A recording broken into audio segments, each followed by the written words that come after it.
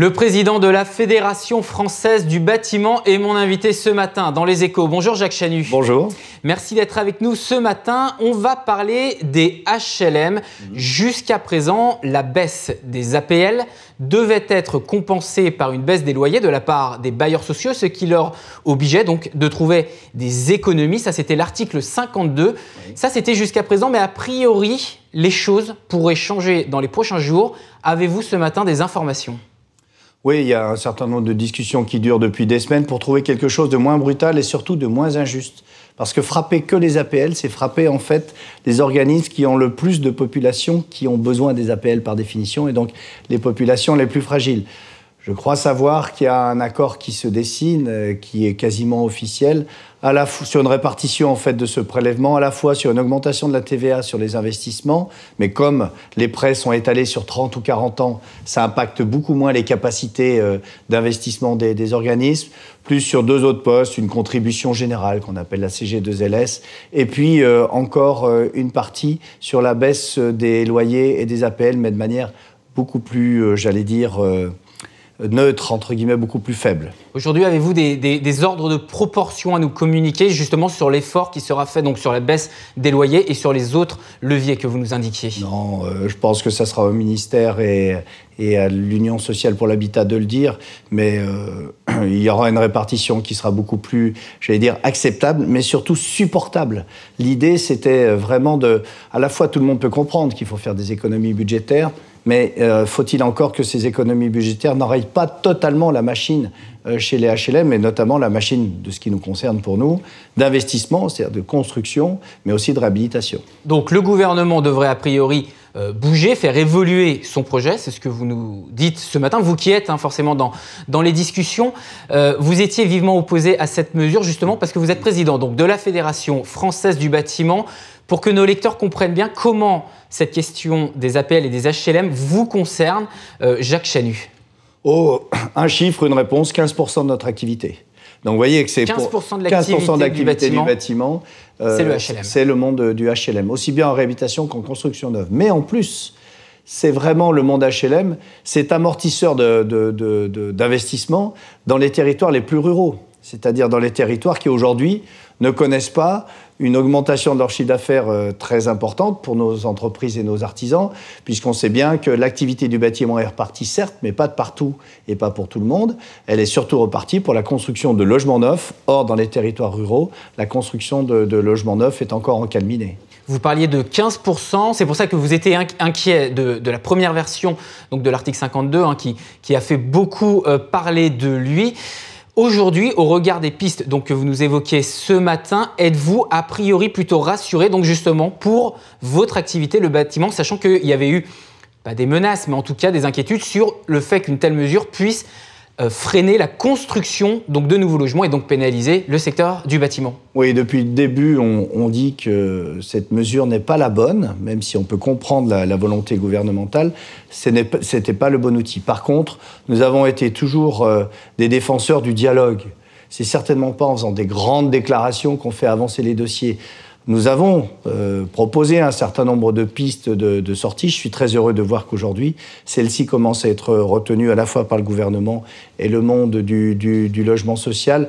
Bien sûr qu'on ne peut pas prendre en otage le monde de la construction, parce qu'il faut rappeler à la fois notre rôle économique et, j'allais dire, de cohésion sociale dans les territoires, mais aussi nous sommes de grands clients aussi pour le logement social, parce que beaucoup de nos collaborateurs sont dans ce logement-là. Donc, très clairement, je pense qu'il fallait trouver une solution, mais sereinement, calmement, et pas par des grandes déclarations, vous m'excuserez de le dire, dans les médias. L'idée, c'est de travailler techniquement pour trouver une solution acceptable et surtout pérenne, qui empêche chaque année de retomber dans ces discussions qui sont, à mon avis, mortifères, y compris pour le monde du logement social. Bon, merci Jacques Chanu en tout cas d'avoir fait donc, ce matin ces petites informations donc, dans les Échos. On va parler du bâtiment de façon plus générale avec les chiffres de la Fédération des promoteurs immobiliers. Deux chiffres qui a priori semblent contradictoires. Donc la bonne nouvelle, c'est que la réservation de logements neufs au troisième trimestre, c'était plus 5,3%. Mais en même temps, les mises en vente ont baissé de 7,8%. Que veulent dire ces chiffres et aujourd'hui, quelles sont vos perspectives ? Non, je crois que comme dans d'autres domaines, il est difficile de commenter des chiffres mois après mois, trimestre après trimestre. Très clairement, on est sur une montée, à la fois des ventes et forcément des mises en chantier, après des années quasiment de stagnation. Donc c'est assez logique qu'il y ait une récupération de ce qui n'a pas été fait pendant un certain nombre d'années. Nous sommes assez confiants quant aux perspectives d'avenir, à condition qu'on ne modifie pas les règles du jeu en permanence. C'est pour ça que nous étions très inquiets sur les premières annonces concernant le projet de loi de finances, avec suppression du prêt à taux zéro, c'est-à-dire ce système qui permet aux jeunes d'avoir un apport, d'être solvables, ou des modifications trop brutales du Pinel, de l'investissement locatif. Il semblerait que nos inquiétudes aient été entendues et que des corrections aient été apportées au moment du vote du projet de loi de finances. Reste à voir aussi comment ce parcours du projet de loi de finances va finir. Nous restons très vigilants. Mais si on ne change pas les règles du jeu, nous sommes confiants dans les mois et les années à venir. Par contre, vous avez toujours une inquiétude, c'est sur la partie de la réhabilitation des bâtiments. Là-dessus, pourquoi vous avez une inquiétude et en quoi appelez-vous le gouvernement à faire évoluer ou quelles mesures doit-il prendre? La réhabilitation, c'est 60% de notre marché. Or, lorsque vous supprimez, par exemple, des crédits d'impôt pour changer les fenêtres, donc qui est une démarche souvent première dans le cadre de la réhabilitation énergétique, eh bien, pour des économies comptables de 800 900 millions, là encore qu'on peut entendre, vous êtes capable de bloquer totalement le marché. Donc, attention à ne pas raisonner que comptablement et de bien voir comment ajuster un certain nombre de choses. S'il y a des consommations excessives de crédits d'impôt, il faut bien sûr les réguler. Le gouvernement est dans une logique comptable pour l'instant ou pas encore? Écoutez, sur ce sujet-là, nous sommes très inquiets et très mécontents de l'approche budgétaire qui a été faite. Nous comptons sur le bon sens à la fois de l'Assemblée nationale, ce qui va être plus délicat, mais aussi du Sénat pour essayer, j'allais dire aussi, de recalibrer. Mais encore une fois, discutons, dialoguons, trouvons une solution qui soit acceptable pour tous.